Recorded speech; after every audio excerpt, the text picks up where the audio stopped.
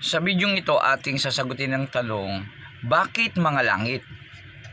Marami bang langit at ano-ano ang mga langit?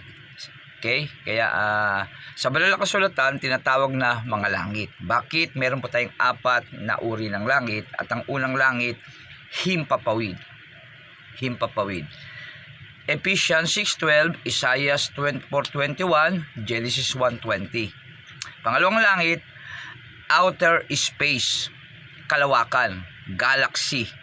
Genesis chapter 1 verses 6 to 9. Ikatlong langit, paradise, paraiso. Lucas 23:43, 2 Corinthians 12:3, Lucas 16:22. Pang-apat na langit, throne of God.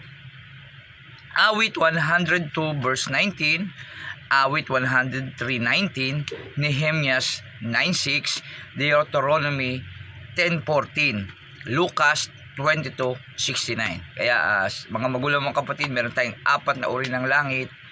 First heaven, himpapawid. Second heavens, outer space. Third heaven, paradise.